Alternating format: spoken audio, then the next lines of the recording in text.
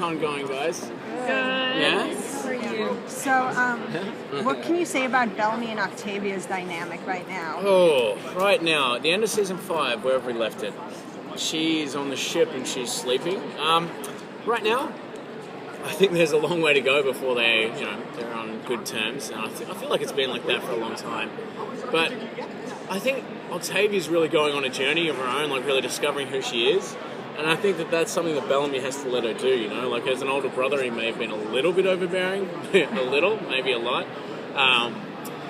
So I think there's a journey within herself that she needs to take. And, I know that sounds kind of hyperbole or whatever, like a platitude. But I think there's something that she needs to do on her own, a bit of self-discovery before the two of them can really meet up. Because right now, I don't think Bellamy sees her as Octavia. He kind of sees her more as the Red Queen, someone who he doesn't recognise. And about the relationship with Clark, how it's going to be?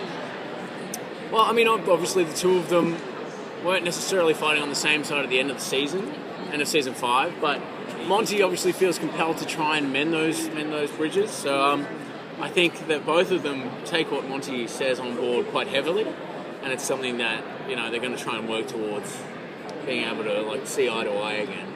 Because it didn't really work out. Do you see romance involved? I did the same questions for you.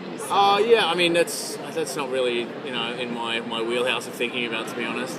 If it comes up in the script, then I'll think about it then. But Bellamy's with Echo, so that's not really a thing that I'm thinking about. Yeah. Thank you. Yeah. How is that relationship going into the new season? How is it? How are they? How are Bellamy and Echo? Look, it's. I know that for the audience, it was maybe a little hard for Bellamy and Clark fans to take. But this year you'll get more of Echo and Bellamy's backstory. Echo's more so. It's something that I think the character needs, so that people can understand where they're coming from. So yeah, I think that's all I can really say without getting into too much trouble. Yeah. Are you excited to explore a new planet and see what comes from that? Oh, absolutely. Yeah. We're still shooting in Vancouver. It would have been cool if that new planet was in Hawaii, maybe. We've got such a great team. Like James Philpott, who does all our sets, and his guys that build all the sets do an amazing job. So, it's exciting to explore all that new stuff. Jason has a very vivid imagination, so to kind of go inside that man's mind and explore those sets, it's a bit of a treat, to be honest. Yeah. What's the leadership like in the group? Because you have different leaders in different groups from last season, and now it's all one group. Yeah, I think that Maddie was kind of supposed to be the leader of all of us. In terms of the leadership group, I think that some of the characters find it hard to find who they align with now. For Bellamy, it's not much of a strain for him. I think he's kind of going along his path and hopefully trying to do the right thing. I think the fact that they're trying to do better, as Monty has said at the end of the season, is the thing that's really driving him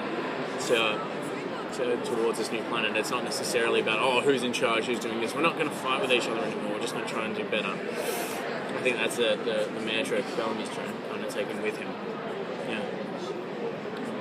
What else can we expect from Bellamy this season? Not too sure, to be honest. I'm not too sure. Not when I say I'm not too sure. It's more like I'm not too sure what I can say, to be honest. I know that I had knee surgery, so I couldn't really do anything for the first month of shooting. Which is very frustrating. But he's kind of pushing along that same leadership line and trying to use his head and his heart, but also make amends with, bringing the group back together like Monty had wanted him to. And then there's also Jordan.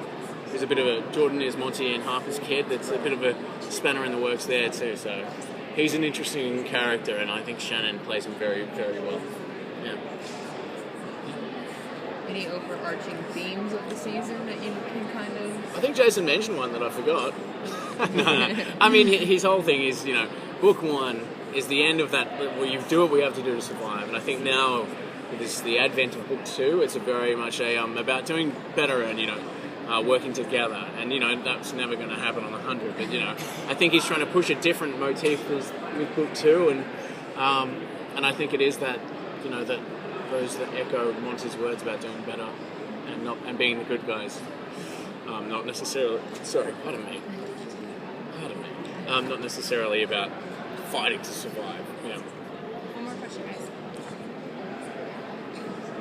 Can we hear you're directing an episode? Oh yes, yeah. I'll be directing. I think it's episode 11, which is terrifying. I think that I just annoyed Jason enough about asking him questions all the time that he eventually caved. But I mean, it wasn't. It's very exciting for me. It's exciting and terrifying, but I wouldn't want to do it anywhere else. We've got like the best crew. I've known these guys for 6 years, and everyone's very like supporting and and I get to work with my friends again, and people that I wouldn't often usually get to work with. I get to do that, and it's the thing that I'm excited most about is being able to sit there and actually enjoy the performances that everyone's putting out, because I think that we've got like fantastic actors on our show, and usually when I'm in a scene, my mind's like running a million miles an hour about what I'm doing and like remembering this, that, and the other, and feeling these emotions, as opposed to actually getting back to sit back like a viewer gets to and watch this thing, the performance blossom. So I'm just excited to do that and see my friends do great work. So,